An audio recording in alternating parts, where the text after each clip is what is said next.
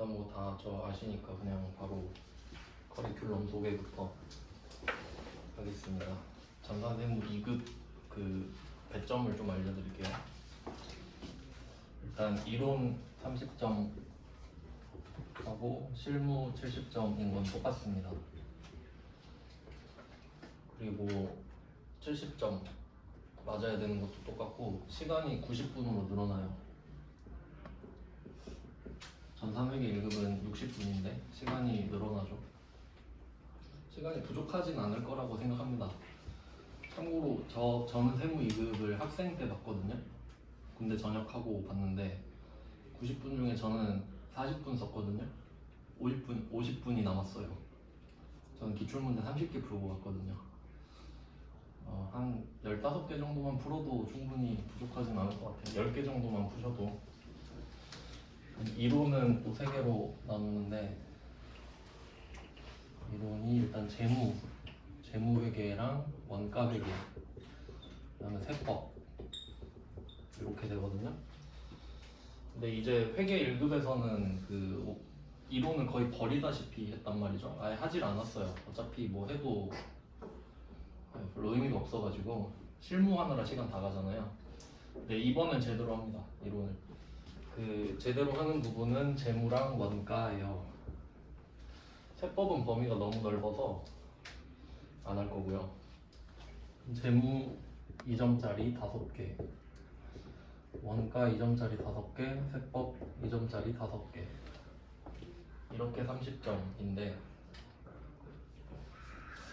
재무랑 원가 이 부분은 좀 제대로 할 거거든요. 그래서 10문제잖아요. 이 중에 한 7, 8개 정도를 목표로 하시고 세법은 안 하는 이유가 이게 부가가치세랑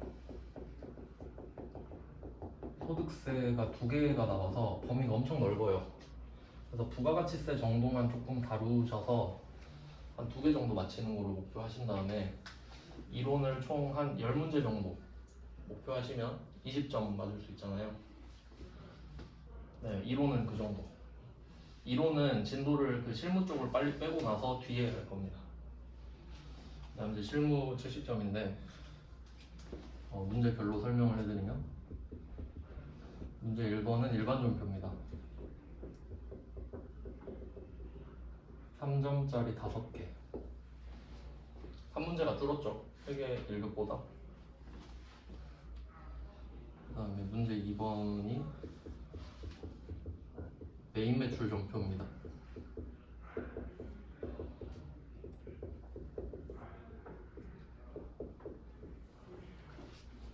역시 한 문제 줄었습니다. 네, 똑같죠. 일반 전표, 메인 매출 전표는.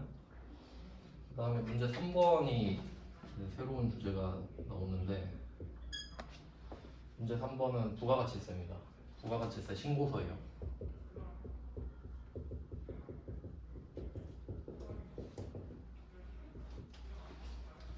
부가가치세 신고서에다가 이게 부속 명세서 이렇게 해서 10점 합쳐서.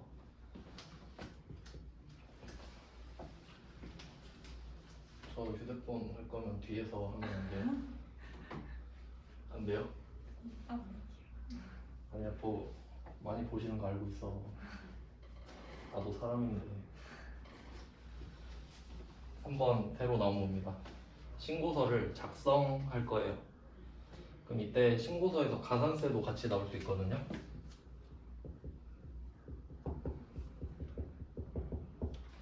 가산세는 잘못했을 때 돈 더 내는 건데 이게 나오면 조금 어려울 수 있어요. 3번이 이렇고 그 다음에 문제 4번. 문제 4번 결산입니다. 결산은 회계 1급 때도 나오죠. 3점짜리 5개. 이게 문제예요. 5문제가 나와요. 원래 회계 1급은 3문제잖아요. 근데 5문제로 늘어서 합격률이 좀 낮은 편이었을 때 그 결산이 수동이랑 자동 있잖아요. 수동만 5문제 나온 적 있어요. 여기에 좀 조심해야 되고요. 결산 어려운 거 많이 냅니다. 그 다음에 문제 5번. 요것도 이제 새로운 주제인데 이쪽은 연말정산 관련된 주제입니다. 연말정산.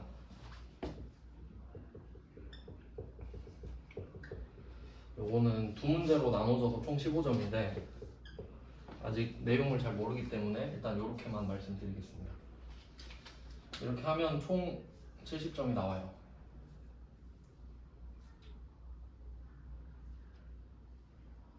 맞죠? 네, 이렇게 되거든요. 일단 여기서 주의하실 점은 일반 점표, 메인 매출 점표, 결산 이 부분은 회계 1급 때랑 똑같잖아요. 여기서 틀리면 안 돼요. 이거 틀리면 할 말이 없어요. 근데 은근 많이 틀립니다 이거. 왜냐면 난이도가 올라가거든요. 그래서 제가 그 시험별로 다 합쳐서 자료를 다시 만들었다고 한 이유가 스펙트럼 확인하려고. 그 다음에 문제 3번이랑 5번은 이게 좀 다루기가 까다롭거든요. 부가가치세 신고서 같은 경우는 항상 나오는데 이 부속 명세서가 총 10개 정도 된단 말이에요. 10개 정도 돼요.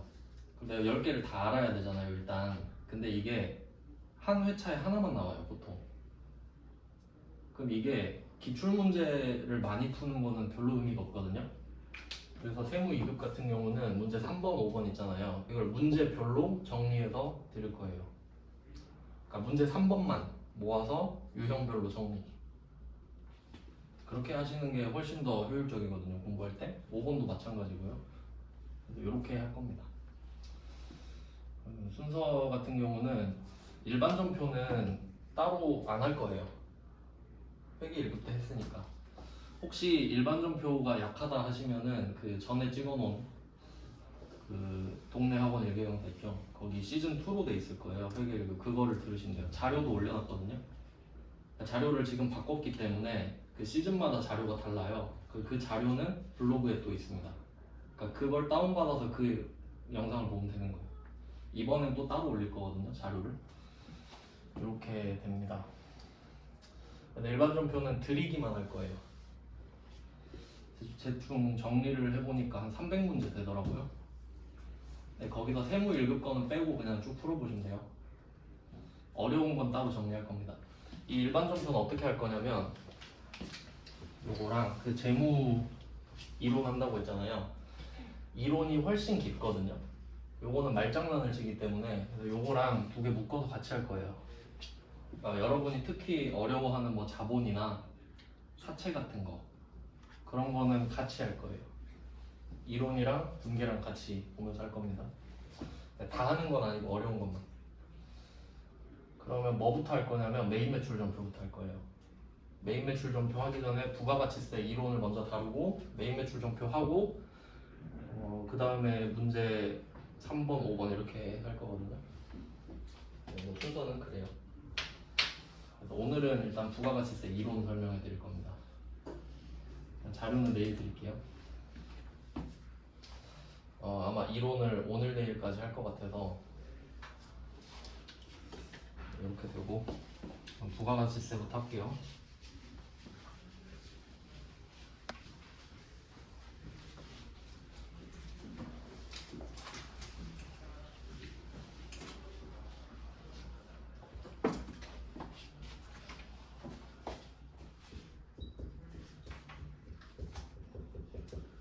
부가가치세는 전산회계 1급에서도 다뤘었는데 전산회계 1급에서는 증빙 위주로만 배웠어요. 어떤 증빙을 주고받았을 때 어떤 유형을 고르는지 정도였는데 이제 세무 2급에서는 부가가치세 구조를 이해해야 돼요. 그래서 이걸 하다 보면 그 이론의 부가가치세 정도는 좀 맞출 수 있거든요. 한번 정리해 볼게요. 회계 1급 때도 하긴 했는데 다시 자세히 좀 보겠습니다. 일단 부가가치세 뭐 대충 틀은 아시죠? 소비세인데요. 성격은 소비세예요. 좀 세법을 좀 전반적으로 설명을 드리면 세금부터 한번 해볼게요. 세금. 일단 세법이 25개 있거든요. 일단 내국세 기준일 건데 세금으로 한번 이야기를 해볼게요. 세금. 아마 회계 때도 말씀을 드렸을 텐데 세금을 언제 냈냐 하면은 4가지 기준이 있어요. 소비, 소득, 재산, 행위.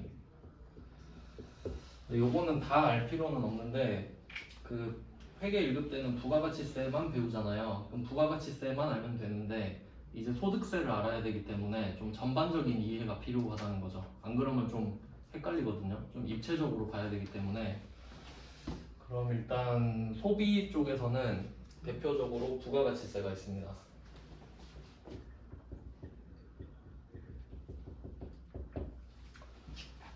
그 세법에는 세금에는 과세표준이라는 말이 있어요. 어디다 세금을 부과할 거냐. 그게 이 소비, 수득, 재산 행위인데 보통 소수재 행위 이렇게 외우거든요. 그러면 소비에다가 세금을 매긴다. 이 말은 물건을 사는 행위 자체에 세금이 붙는다는 소리예요. 그러니까 우리 보통 뭐 편의점에서 물건 사면 그 카드 전표에 부가가치세 써 있잖아요. VAT. 그럼 내가 물건 안 사면 부가가치세 안 내잖아요. 뭐 그런 의미예요. 그리고 뭐 추가적으로 좀 확장을 하면 개별 소비세도 포함이 되고요. 네, 부가가치세 정도만 하시면 돼요. 개별 소비세는 그 자동차 할 때 나오죠. 그때 좀 자세히 설명드릴게요. 개별 소비세는 그 사치세라고 보면 돼요. 사치품 같은 거에다가 그냥 세금을 더 붙여버리는 거예요. 그 다음에 수득. 수득은 평소에 이런 말 잘 쓰진 않는데 수입이랑 그 득은 얻었다는 뜻이죠. 이게 보통 우리가 알고 있는 소득입니다. 여기서는 두 가지가 있는데 소득세랑 법인세가 대표적이죠.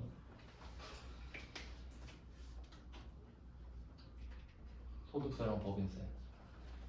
근데 그 소득 같은 경우는 개인이고요. 법인세는 법인.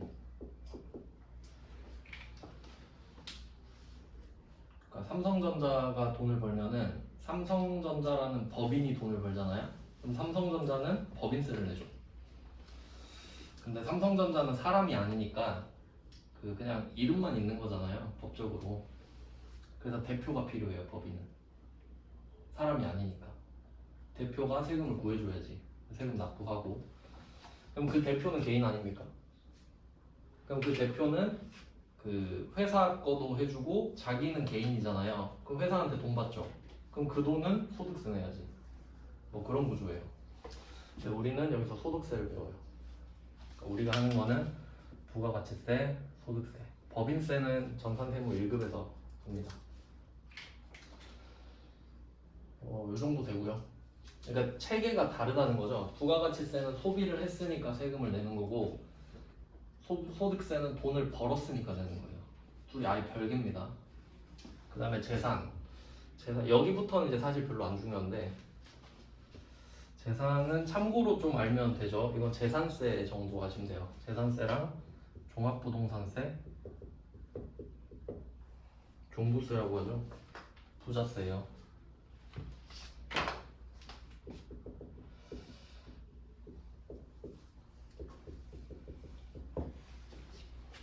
재산세도 문제 풀면 가끔 나오잖아요.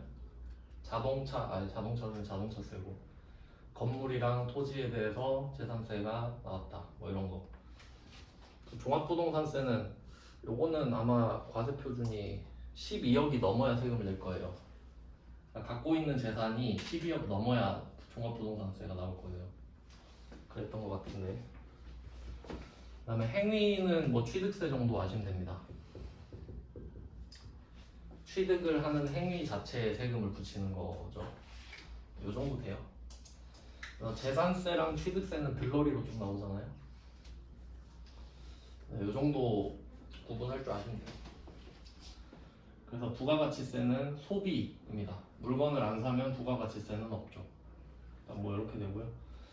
그러면 이제 좀 정리를 해볼게요. 그 회사 기준으로 봤을 때 부가가치세랑 소비랑 그다음에 부가가치세랑 수득 이렇게 두 개를 나눠 보면은 그 뭐 부가가치세는 이제 배우셔서 아시겠지만 여기에 부가가치세를 내면 과세, 안 내면 면세잖아요. 부가가치세 과세냐 면세냐. 근데 이렇게 두 개밖에 없어요. 과세 안에 10%랑 0%가 있는 거예요. 0%는 그러니까 따로 언급하는 게 아닙니다. 0%도 과세예요. 둘 중에 하나예요. 그 다음에 수득은 이제 법인 형태면 법인 사업자니까 법인세를 낼 거 아니에요.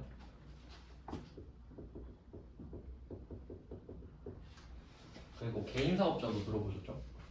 내 통장으로 사업하면 개인 사업자예요. 법인 만들면 법인 사업자고. 그럼 개인 사업자는 소득세 내겠죠. 개인이니까.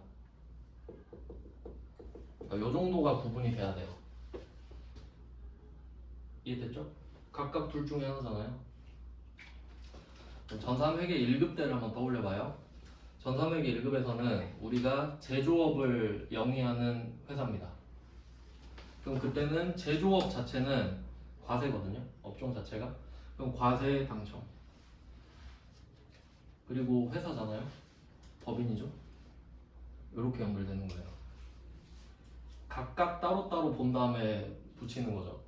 그러면 전산회계 1급에서 배웠던 우리 입장에서는 부가가치세 걷었으니까 내고, 법인이 돈 벌었으니까 돈 벌면 법인세 따로 내는 겁니다.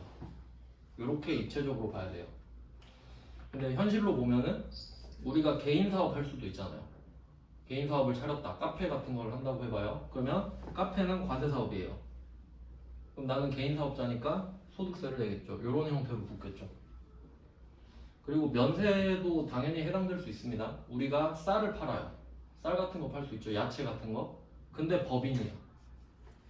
그럼 면세를 운영하는 법인이 될 수도 있죠. 그럼 그런 형태라면 부가가치세는 안 내겠죠. 하지만 법인세는 내야지. 물건에 부가가치세가 안 붙었다고 해서 돈을 안 버는 건 아니죠. 그러니까 이걸 구분해서 생각하셔야 된다고. 이 두 개는 별개입니다. 아시겠죠? 그러니까 이제 두 개를 배우니까 이거 이해 안 되면은 좀 힘들어지죠. 입체적으로 봐야 됩니다. 사실 이제 부가가치세는 배워보셔서 아실 텐데 억울한 세금이 아니잖아요, 사실. 삥 뜯어서 내는 건데. 근데 소득에 대한 법인세랑 소득세는 억울할 수 있지. 내가 실제로 벌어들인 돈에서 떼줘야 되니까. 뭐 그 정도 차이가 있어요. 일단 전반적으로 설명을 드렸고 이제 이 중에 부가가치세를 하겠습니다.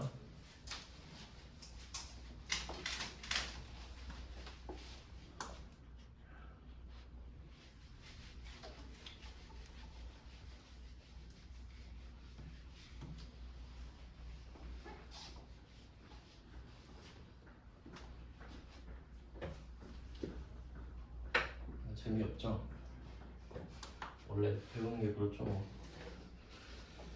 부가가치세 하겠습니다. 일단 아까 말씀드린 대로 과세랑 면세가 있잖아요.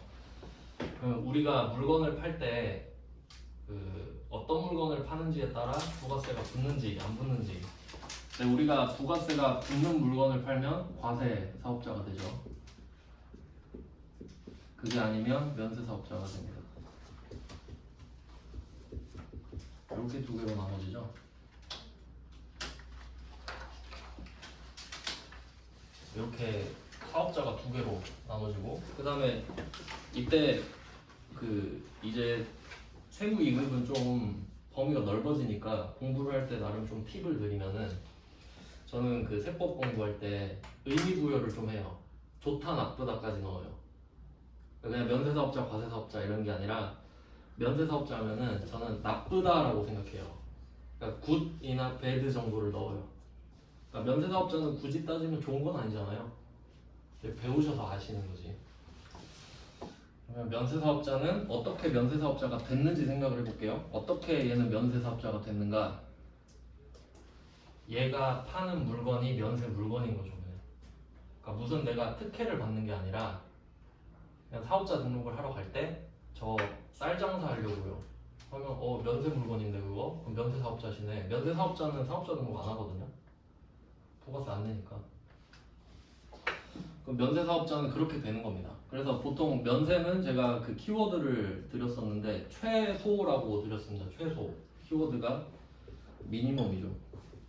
그러니까 그러니까 최소한의 것에만 부가세를 좀 빼주겠다 이런 느낌이었어요. 그러니까 사치가 들어가는 순간 바로 과세였죠. 그러니까 뭐 예를 들어 보면 그 물 중에서도 수돗물, 근데 돈 없으면 수돗물 마셔야 되잖아요. 수돗물 면세. 근데 생수 사 먹으면 과세. 뭐 정수기도 당연히 과세겠죠. 이런 느낌이고, 그다음에 쌀. 내가 돈 많으면 배달시켜 먹으면 되지만 돈 없으면 쌀 사서 밥 해 먹어야 되죠. 그러니까 이런 최소한 연탄 이런 것도 있었고, 그리고 그 주택 임대 이 정도까지 알고 계시면 좋겠네요. 그래서 좀 의식주 관련된 거 정도는 알고 계시면 좋죠. 그러니까 주택 임대 요새 집으로 좀 말 많잖아요. 이 정도는 좀 알고 계시면 좋은 게, 우리가 살아갈 때 필요한 게 의식주잖아요. 의식주. 근데 옷은 솔직히 뭐 여러분 옷이 없진 않죠. 그러니까 마음에 드는 옷이 없지 막 입을 옷이 없는 건 아니잖아요. 똑같은 옷 입을 수 있긴 있잖아요. 근데 문제는 집이 없거나 먹을 게 없으면 죽는 거잖아요. 그러니까 중요한 게 먹는 거 하고, 연탄도 좀 집 쪽에 관련된 거네요. 이렇게 봐야겠네. 그럼 먹는 건 이해되시죠? 최소한은 부가세를 안 붙이겠다. 근데 주택을 생각해 보세요. 내가 집이 필요해요. 근데 돈 많으면 집을 샀겠지. 근데 돈이 없으니까 집을 못 사는 거 아니에요? 그럼 어떻게 해야 돼요? 집을 빌려서 살아야 되죠. 월세 내거나 아니면 전세 살거나. 그러면 이게 내가 돈이 없으니까 임대하는 거 아니에요? 그럼 그건 면세를 해주라 이거지. 물론 고급 주택 이런 건 제외입니다. 비싼 거는 제외예요. 15억짜리 월세 살고 그러면 의미 없잖아요. 그거는 뭐 그런 느낌이라 보시면 돼요. 면세는. 그럼 이렇게 하고, 그럼 면세 다루면 면세사업자, 그게 아니면 과세사업자가 되는 겁니다. 그러니까 면세의 기준을 알아야 과세사업자를 알 수 있는 거죠. 이런 느낌. 그러면 거의 다 과세사업자겠잖아요. 그럼 과세사업자는 또 두 개로 나눠지죠. 일반 과세사업자, 간이과세사업자, 이렇게 나눌 수 있죠. 그래서 이때 간이과세자 기준을 정확히 알아야 됩니다. 간이과세자 기준은 직전 연도 공급 대가, 혹시 숫자 기억나시나요? 4,800도 있어요. 8천만 원이에요. 8천만 원 미만. 예, 올랐어요. 8천만 원으로. 한 2년 됐겠네 이제. 그리고 개인 사업자까지.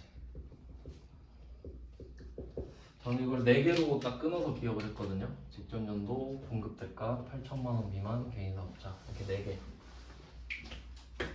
4개. 좀 그 세법 공부를 할 때는 방향을 알아야 돼요. 방향.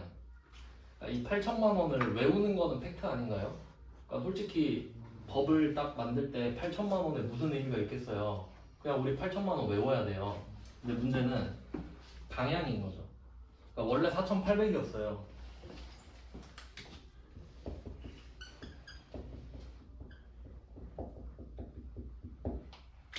여기서 중요한 거는 원래는 4,800만 원 미만이 간이과세자였는데 왜 8천만 원 미만으로 바뀌었냐 이거지. 그럼 방향 정도는 이해를 해야 된다는 거예요. 그럼 이게 좋은 거냐 나쁜 거냐 이거지. 한번 생각을 해보세요. 간이과세자는 부가가치세를 덜 냅니다. 그러니까 원래 일반 과세자는 걷으면 다 내야 되잖아요. 근데 간이과세자는 100원을 걷었는데 100원을 다 내진 않아요. 일부만 내요. 그러면 어느 정도 혜택이 있는 거잖아요. 그러면 원래는 4,800만 원 미만까지였는데 8천만 원까지로 됐다는 거는 범위가 확장됐다는 소리죠. 그러면 국세청 입장에서 과세권을 좀 포기한다는 거 아니에요? 세금을 덜 받는 사람의 범위를 늘려준 거잖아. 그러면 사업자 입장에서는 좋은 거죠. 국세청 입장에서는 안 좋겠지만. 그럼 또 이것까지 생각해야 됩니다. 이제 우리가 이걸 알고 있으니까 일반 과세자는 세금 계산서 발급할 수 있잖아요. 세금 계산서. 간이과세자는 원래는 안 되죠. 간이 영수증밖에 발급 안 되잖아요.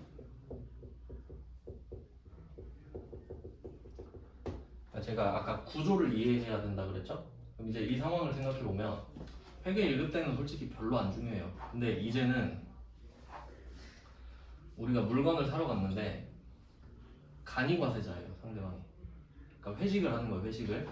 예를 들어서 회식을 하는데 뭐 55만 원 나왔다 합시다.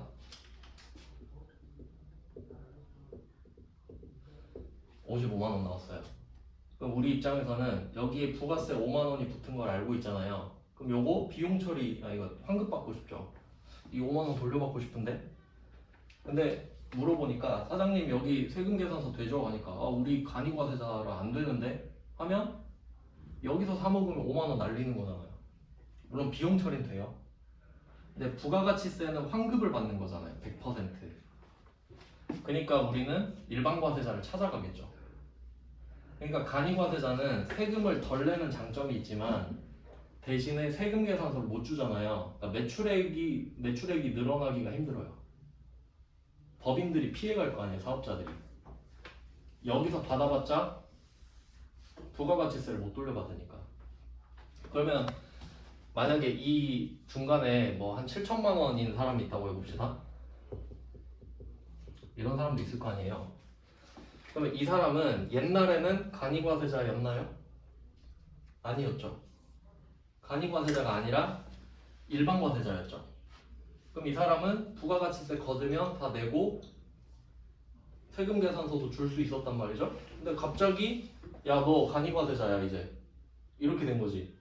그럼 얘가 마냥 좋을까요? 그럼 내 거래처들 어떻게 돼? 내 거래처들은 내가 세금 계산서를 줄 수 있다고 생각하잖아요. 근데 난 갑자기 법이 바뀌어서 간이과세자가 돼버렸지. 그럼 난 좋아요? 세금 계산서 달라고 한다. 이제 못 드려요. 이러면 갑자기 바보 되잖아요. 마냥 좋은 게 아니죠? 그러면 이 사람은 간이과세자가 된 거는 상관이 없거든요. 근데 국세청에 이렇게 따지겠지. 나 원래 세금 계산서 발행할 수 있었으니까 계속 하게 해달라고. 그래야 맞지 않아요? 그러니까 이때 4,800에서 8,000 사이의 간이과세자들 있죠? 이 간이과세자는 세금 계산서를 발급할 수 있지. 이렇게 된 거예요. 이걸 이해해야지. 아시겠죠? 뭐 외울 수도 있지만.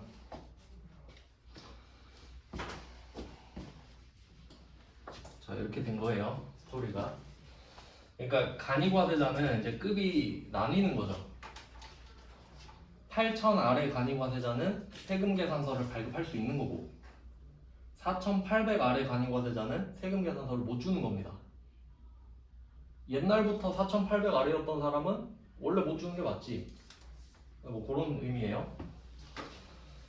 네, 그렇게 됐고요. 그리고 그 4,800 아래 간이과세자들은 간이영수증밖에 못 주니까 좀 불리하잖아요. 대신에 부가세를 아예 안 냅니다. 아예 안 냅니다. 그러니까 이런 걸 알고 계셔야 돼요. 솔직히 부가가치세에서 우리가 그 써먹을 수 있는 지식은 이거밖에 없어요. 4,800만 원 미만의 간이과세자는 부가세를 하나도 안 낸다. 이게 엄청 유용한 거예요. 그럼 한번 예를 들어 볼게요. 내가 만약에 개인 사업을 하는데 개인 사업밖에 안 되죠. 그러니까 법인은 간이과세자가 될 수 없는 겁니다. 그럼 내가 개인 사업자인데 매출액이 4천만 원이에요. 4천만 원? 그럼 매출 세액이 400만 원이죠. 이렇게 되죠? 그럼 이거 두 개 합쳐서 공급 대가 맞죠? 기준이 공급 대가죠? 그럼 이 기준으로 봤을 때 우리가 지금 4,800만 원 미만이죠. 그럼 부가세는 부가세대로 다 걷었잖아요. 400만 원. 이거 어떻게 한다고? 이거 내 거. 내가 쓰면 된다고 400. 안 내고. 그러니까 국세청이 아이고 돈 버느라 고생했네. 이걸로 먹고 살겠니? 이게 1년에 4,400이잖아요. 400 너 용돈 해. 안 받아요. 그러니까 이게 제일 유용한 거라고. 그래서 제 동생이 그 인터넷으로 뭐 판다고 개인 사업자를 냈는데 일반 과세자로 했다가 이 이야기를 해주니까 바로 폐업하고 간이과세자로 다시 했어요. 왜냐면 지가 생각해도 4천만 원 절대 못 팔 것 같거든. 그러니까 이런 걸 알고 계셔야 된다고. 주변 사람들한테도 말해줄 수 있고. 아니면 생돈 날리는 거잖아요. 부가세 계속 다 내야 되니까. 요 정도 알고 계시면 돼요. 실제로 아시는 거는. 그래서 공급대가는 부가가치세가 포함됐다. 이것까지 아시면 되겠죠. 요거는 이제 모르면 안 돼요. 공급가액 에다가 부가가치세 더하면 공급대가가 되는 거. 요거는 기본입니다. 이거 모르면 진짜 안 돼요. 네, 한번 예를 들어볼게요. 내가 1,000원짜리 물건을 팔았다. 그러면 공급이 판매잖아요. 여기서는 내가 공급한 물건의 가격이 1,000원. 그럼 1,000원어치를 팔았어요. 그럼 국세청은 이걸 보면서 너 100원 내. 1,000원짜리 팔았으니까 100원 갖고 와. 이러겠죠? 수출이면 빵원이고. 그럼 우리는 1,000원짜리 물건을 판 순간 100원을 낼 의무가 생기잖아요. 그러니까 1,100원을 받아야지. 그러니까 대가로 1,100원을 받아야죠. 공급한 물건이 1,000원이니까 대가로 1,100원을 받는다. 1,100원. 숫자로 하면 이렇게 되고, 이제 그 물건을 1,000원 이렇게 쓴 다음에 부가가치세 별도 이런 경우 있죠. 1,000원 뒤에 부가가치세 별도 이렇게 붙죠.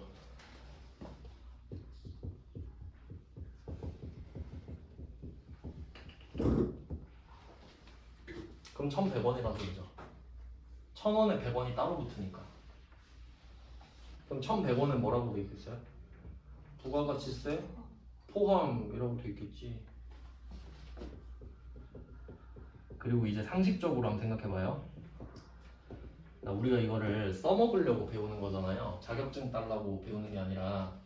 그러면 우리가 1,100원짜리 물건을 편의점에서 봤어요. 혹시 이렇게 써있는 거 봤어요? 안 써있죠? 당연하니까. 그럼 혹시 가격이 써있는데 가격 뒤에 아무 말도 없어요. 부가세가 있는 건 확실한데 그러면 포함이겠죠. 요 정도까지 아시면 돼요. 너무 당연한 거죠. 이렇게 되는 거예요. 공급대가. 그래서 부가세를 합친 기준이 8,000원인 겁니다. 그러니까 대충 생각하면 7천만 원 정도 되겠구나 생각하면 되지. 7천에 700이 붙으니까. 그리고 개인사업자. 법인은 절대 간이과세자가 될 수 없죠. 왜냐면 법인은 장사하려고 작정했잖아요. 그러니까 돈 못 벌어도 너는 내 이렇게 되는 거죠. 작정을 했으니까. 자, 뭐 이 정도 됩니다. 네, 간이과세자 기준 이거 잘 아셔야 돼요. 그러니까 이게 8천만 원 가지고 이론 시험에서 이걸로 장난치는 경우 있단 말이에요. 그러니까 뭐 7천만 원 이렇게 바꿔서 낼 수 있거든요. 근데 그 공무원 시험 같은 경우는 이렇게도 내요. 이게 미만이잖아요. 진짜 치사한 거 있죠. 이하로 바꾸는 거. 네, 보니까 우리 시험에서는 이 정도까지는 아닌데 숫자로 바꾸더라고요. 4,800만 원 이렇게 낼 수도 있잖아요. 그렇게 틀릴 수도 있으니까 이 정도 잘 알아두세요. 간이과세자 기준. 네, 이렇게 하고 그다음에 면세사업자. 그러면 간이과세자는 부가가치세를 일반과세자는 거둔 대로 다 내고 간이과세자는 거둔 거를 아예 안 내거나 일부만 낸다고 말씀드렸는데 면세사업자는 아예 이름이 면제됐다고 나와 있죠. 그리고 이제 좀 자세히 아셔야 되는 게 그 면세라고 하면 이 면세라는 글자가 고유명사입니다. 면세라는 말이 나오면 부가가치세랑 개별소비세만 면제해 주는 거예요. 그러니까 이게 다른 세법에서는 비과세라고 해요. 개념이 좀 다른데.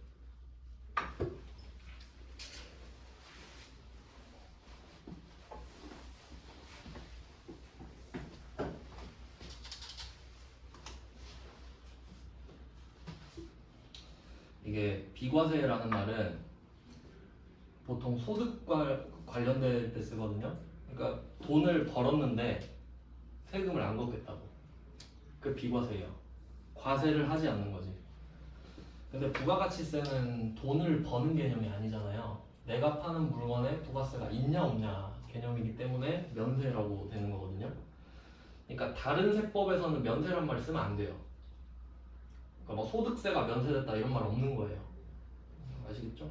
면세는 그냥 부가가치세 이야기하는 거구나 정도 아시면 돼요. 그러니까 면세점 가면은 부가가치세랑 개별소비세만 빼주는 거예요. 면세점이니까. 네, 이 정도 아시면 되고, 그 다음에 이 면세사업자는 이름은 사업자지만 부가가치세를 안 내잖아요. 그래서 이 사람은 부가가치세법상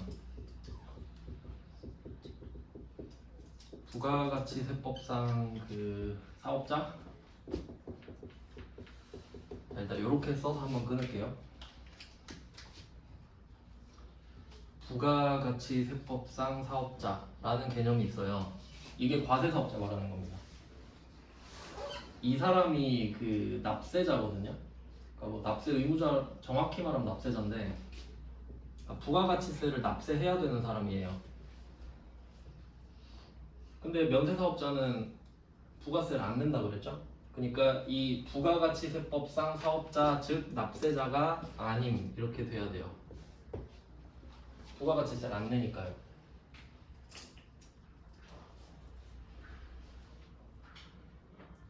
그러니까 사업자 등록을 할 필요가 없는 겁니다.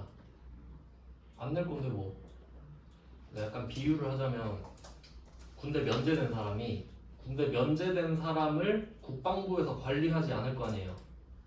예비군도 안 갈 건데 그냥 알아서 잘 살아라 이러면 되는 거지. 그래서 그럼 이 말이 또 무슨 말인지 생각을 해보면 부가가치세법상 사업자는 아닙니다. 그러니까 부가가치세를 낼 의무는 없어요. 대신 이 사람의 사업의 형태에 따라 법인세나 소득세는 낸다는 소리죠. 그렇게 이해를 하셔야 된다는 거예요. 그러니까 법인세, 소득세랑은 별개입니다. 얘는. 이건 이따가 자세히 설명드릴게요. 사례를 들어서. 그리고 이제 수출을 한다라고 하면 수출까지 한번 넣어볼게요. 그러니까 이 과세사업자랑 면세사업자가 있는데 이 상태에서 수출을 한다고 생각을 해봐요. 과세사업자는 10%고 면세사업자는 없는 거잖아요. 그러면 면세사업자도 수출할 수 있죠. 우리가 쌀을 수출할 수도 있는 거잖아요. 그럼 그때는 0% 적용이 안 돼요. 왜냐면 과세가 아니니까. 그냥 면세사업자잖아요. 면세사업자가 수출하면 그냥 면세입니다. 그냥 면세예요. 말 그대로. 근데 과세사업자는 지금 10%로 국내에 팔고 있잖아요. 근데 이걸 수출하면 0%인 거지. 그러니까 과세는 10%, 0%가 있는 거예요.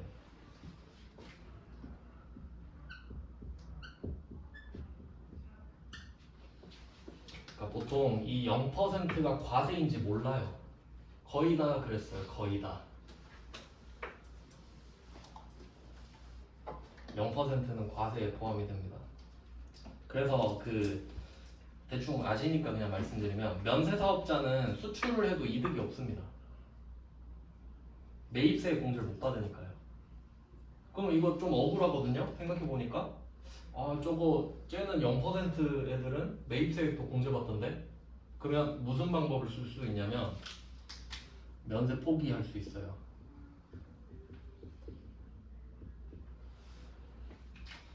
그러면 지금 부가가치세법 세상에는 과세랑 면세 두 개밖에 없잖아요. 그럼 내가 면세하기 싫대. 면세 때려치는 거예요.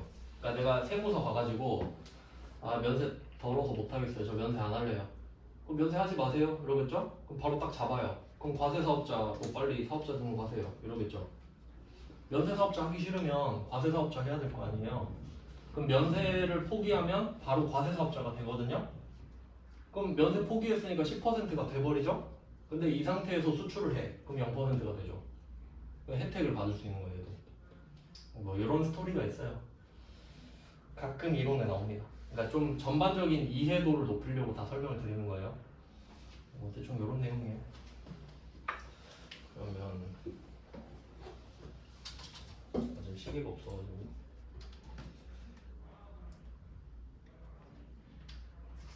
네, 10분 쉬고 계속 하겠습니다. 55분까지.